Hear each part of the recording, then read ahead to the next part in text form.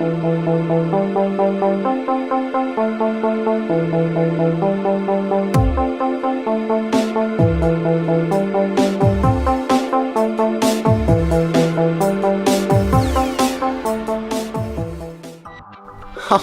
what's up guys? Yes, it's me, GameBot, and we're here with another one of my videos. You know, I don't make a lot nowadays, but hey, I guess it's better than when I was making none.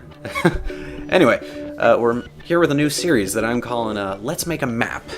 Now, if you guys remember, at least 9 or 10 months ago, it's been a while, in the 1.8 snapshot, I made a vanilla portal gun, as in a portal gun with no mods, and it completely functioned like it does in the Portal games, but again, with no mods. And it was cool, but they added some new things since then, like such as armor stands, and I figured, you know, I could make these portals look so much cooler than I did in there, where I just used lava and water particles to make the portals. I could actually go and actually kind of make portals using armor stands. And so I figured I'd flesh out that design, and it'll be fancy. And then I also remembered I was going to make a map. You know, a few people commented on that video where I displayed my portal gun, and people were like, yo, you said you were going to make a map, are you making it? And I was like, oh yeah, so I should probably do that. So I figured we could knock out 2 birds with 1 stone and improve the portal gun and make it a map. So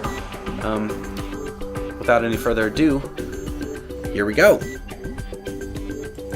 So to begin with, I wanted to really learn some more about armor stands, and I really didn't understand how they work because I kind of fell out of the loop with Minecraft. So I discovered the entity data command and was just playing around a lot with posing and MBT tags and stuff like that for the armor stands, and I was just really trying to figure out what to do as far as making the portals.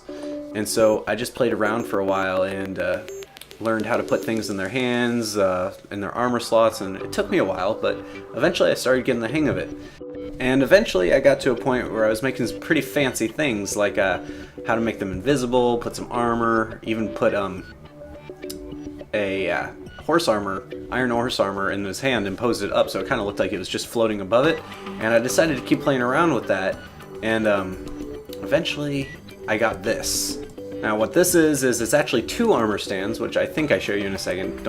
I don't know about that for sure, but I animated it so this block would float above it like it was some sort of, you know, non-physical holding storage thingy that makes it look super epic like in sci-fi movies. And this was really just my first experiment, and so I fleshed this out too, just to really try to understand what I could do. And so I ended up with this, which was super fancy. Hit this for coolness, and boom, suddenly floating iron chest plate with horse armor floating above it. And when you stand close, it gives you the horse armor. So I was like, oh, I could use this for the classic stand you have in the Portal games where you get the portal gun.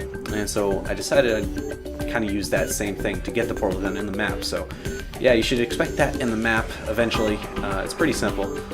So, having figured this out, I decided I'd continue on to the portals, so I started playing around with small armor stands because I decided I needed 2 separate pieces of the portal to actually make it kind of look like a portal. So I had a small armor stand and I put a light blue carpet on it, which all centers of the portals I eventually actually changed to snow, so you'd be able to see the inside piece on both sides, but that's not in this video. So I put a small armor stand, and then I put a bigger armor stand with dark blue right under it, right in between it. I don't know the word. It's inside it, inside the snow, so it looks like an outer rim, and it looks pretty epic. And then I went and animated it, which is pretty epic. I was really proud of this. I had to go through tediously each of these command blocks and change 1 variable, and it doesn't look like all that much yet. And then you realize how many I made, because as you can see I made the orange one and the blue one, and it was just hours and hours of changing these variables. I'm not kidding when I say hours. I probably spent 2 or 3 hours on this, because as you can see I made one vertical, horizontal, sideways vertical, and all of those command blocks I went in and carefully changed each, and it took forever, but it turned out well, so I was happy.